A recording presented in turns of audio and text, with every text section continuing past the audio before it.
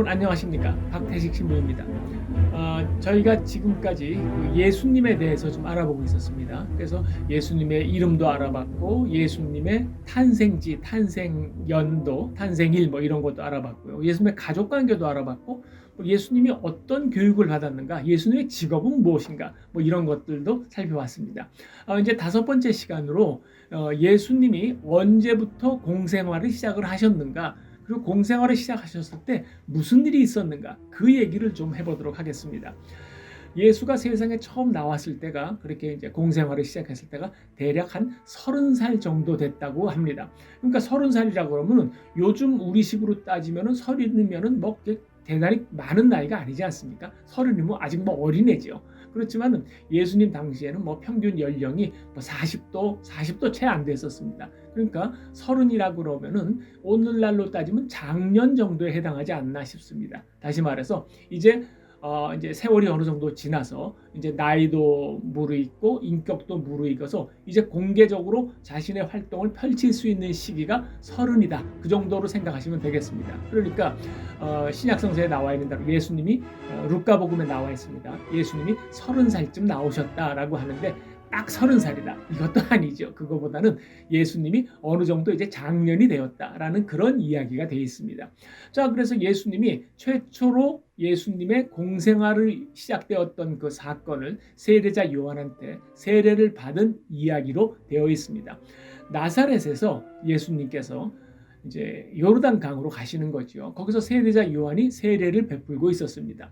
그러면 세례자 요한이란 누구인가라는 거, 그게 우선 궁금하지 않습니까? 세례자 요한은 그 당시의 기준으로 볼 때는 종말 묵시적 예언자라고 보면 되겠습니다.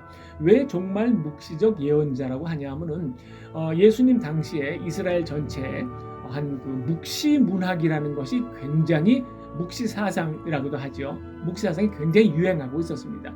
묵시 사상, 묵시 문학이라는 건 뭐냐 하면은 기본적으로 종말론을 바탕으로 합니다. 그래서 예수님이 세례자 요한한테 세례를 받았는데, 이제 후에 예수님이 세례자 요한을 평하는 게 있습니다. 세례자 요한은 어떠냐 하면은 그는 마치 엘리야와 같다. 엘리야가 온다고 예고가 되어 있었는데 세례자 요한이 바로 엘리야다라는 얘기를 합니다. 이거 굉장히 의미심장합니다. 왜냐하면은 이스라엘은 그 당시에 갖고 있었던 이른바 메시아 대망 사상이라고 있습니다. 여기서 말하는 메시아라는 것은 정치적인 메시아죠. 그래서 이스라엘이 너무나 오랫동안 로마의 지배를 받아왔기에, 뭐 비단 로마뿐 아니라 그 전에 뭐 아시리아, 바빌로니아, 페르시아, 계속 이스라엘이라는 데는 지배를 받았습니다. 마치 우리나라처럼 주변에 강대국들이 있어서 하루도 편한 날이 없었죠. 그래서 로마의 지배를 받고 있으니까 어떻게 되느냐 하면은 이스라엘 사람들이 누군가 강력한 사람이 등장해서 다시 우리를 부흥시켜 주길 바란 거예요. 그러면 역사적으로 그런 인물이 누가 있었냐 하면 다윗 왕이 있었거든요. 그래서 다윗 왕과 같은 사람이 다시 나와서 정치적인 메시아지요. 우리를 로마 제국에서 독립시켜주고 우리를 참 사람 사는 나라로 만들어달라. 우리 그 유대인들이 좀 어깨 좀 피고 살게 만들어달라. 그런 거 아니었겠습니까? 그래서 그런 메시아를 기다리는 대망 사상이 아주 오랫동안 이스라엘에서, 특히 예수님 당시에 유대인들한테 굉장히 강력하게 작용을 하고 있었던 거죠. 그렇게 메시아 대망 사상이 있었는데 마침 그때 예수님이 나타나지 않았습니까? 그 사람들이 보니까 예수님이 굉장하거든요. 예수님이 기적을 베풀고 예수님의 선포가 사람들한테 인기를 끌고, 또 예수님 말씀 중에 보면 상당히 뭐 정치적으로 해석될 만한 소지의 말씀들도 없지 않습니다. 그러다 보니까 예수가 메시아다라고 하는 거죠. 그러면 제가 이제 첫 편에서 말씀드렸습니다만은 예수님을 메시아라고 할 때 그냥 난 메시아다라고 하면 안 되는 거예요. 조건이 한 3가지 정도가 있습니다. 첫 번째, 다윗의 후손이어야 한다. 그래서 이제 마테오복음서 같은 경우는 예수님이 다윗의 족보에 딱 들어가 있는 거죠.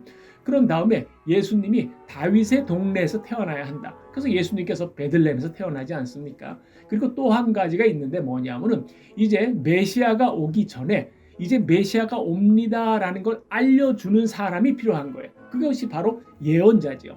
예언자 엘리야. 때가 되는 겁니다. 그러니까 엘리야 같은 예언자가 와서 이제 곧 메시아가 온다라고 얘기를 해야 하고 메시아가 와야지 이게 말하자면 폼이 나는 거죠. 메시아가 어느 날 갑자기 뜬금없이 나타나서 나 메시아다 그러면 누가 믿겠습니까? 그렇지 않잖아요. 그래서 메시아가 올 것이다라고 미리 예고하는 사람이 있어야 된다. 이 세 가지 조건을 맞춰야지 진짜 메시아다 하는 말하자면 메시아 기대 사상, 대망 사상의 조건이 있었죠. 근데 예수님께서 세례자 요한은 그 사람이 바로 엘리야였다라고 선언을 하지 않습니까? 그러므로 해서 예수님은 메시아 대망 사상에 딱 들어맞는 사람이 된다. 그렇게 되는 거죠. 아무튼 그렇게 해서 최초의 사건을 예수님이 세례자 요한한테서 세례를 받은 것으로 예수님의 공생활의 시작을 그런 식으로 전하고 있습니다.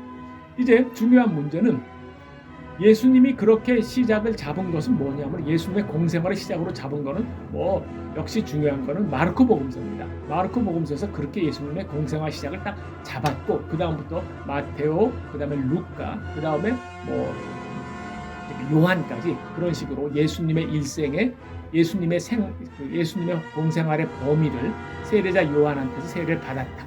그리고 예수님이 십자가에 돌아가셨다. 그래서 부활 승천했다. 그렇게 이제 공생활 범위를 잡은 것. 그거는 이해가 됩니다. 뭐냐면 예수님이 세상에 나왔을 때 이거 계기가 되는 사건이 있어야 되잖아요. 그런데 역사적으로 예수님과 세례자 요한이 실제 어떤 관계를 맺고 있었는가에 대해서는 굉장히 많은 이 의견들이 있고 거기에 대해서는 여러 가지 이야기들이 있습니다. 왜냐하면 예수님이 세례자 요한한테 세례를 받은 게 분명하잖아요. 그러니까 받았으니까 아무래도 세례를 주는 사람이 세례를 받는 사람보다 좀 위쪽에 있지 않습니까? 더 파워가 있겠죠. 그러니까 예수님이 세례자 요한 밑으로 들어간 게 되는 거예요. 외견적인 모습은. 그래서 예수님 당시부터 예수님에 대해서 저 사람은 누구냐라고 하면 그 세례자 요한 쫓아가던 사람 아니냐. 예수님이 활동할 때 많은 사람들이 예수님에 대해서 저 사람은 세례자 요한의 후계자가 아니냐.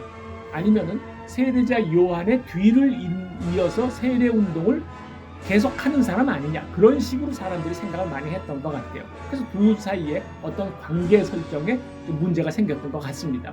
그래서 네 복음서에 보면은 네 복음서 공통으로 세례자 요한을 좀 깎아내립니다.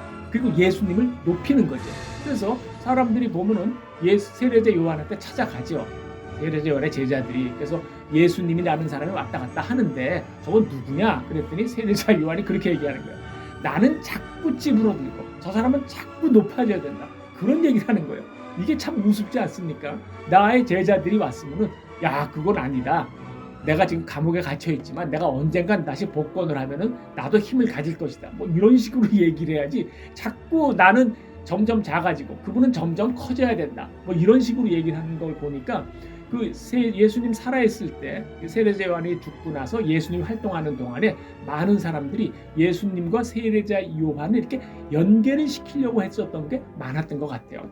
근데 그것이 거기서 끝나는 것이 아니라 사도행전 18장 그리고 19장에 보면은 세례자 요한의 세례를 받았다는 사람들도 있었습니다. 그래서 참 에페소라는데 사도 바울로가 갔지요. 그랬더니 이 사람들이 그리스도인이라는 거예요. 그래서 당신은 어떤 세례를 받았습니까? 라고 물어봤더니 놀랍게도 우리는 요한의 세례를 받았습니다. 라고 얘기를 하는 거예요. 그래서 사도 바울로가 깜짝 놀랐죠. 그래서 우리는 성령으로 세례를 준다. 그래서 거기에서 다시 한번 이미 요한의 세례를 받은 사람한테 다시 한번 세례를 주는 장면이 나옵니다.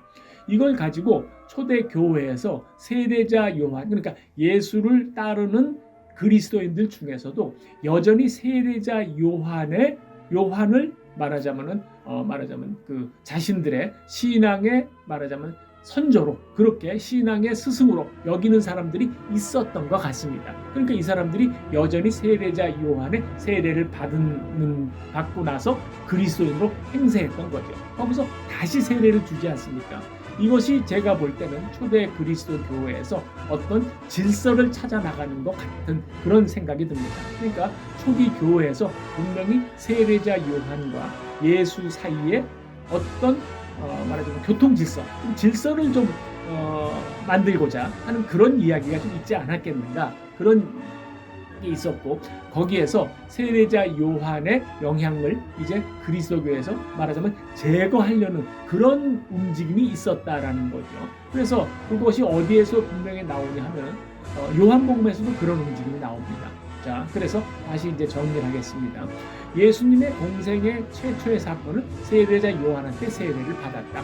그거는 예수님이 실제로 세례를 받았으니까 그건 거부할 수 없는 역사적인 사실이 되겠죠. 그러나 그 뒤에 세례자 요한과 예수님의 관계에 대해서 설왕설래 말들이 많았죠. 그리고 실제로 그리스도교회에서 여전히 세례자 요한의 입김이 있었던 거죠. 그래서 말하자면 거기에서 뭔가 질서를 찾고 정리를 해나가는 작업이 신약성서에 나온다라는 걸 여러분 염두에 두시면 되겠습니다. 그렇게 해서 예수님의 최초의 공생활 시작이 어떻게 되었는가, 그 말씀을 드렸습니다. 예, 감사합니다.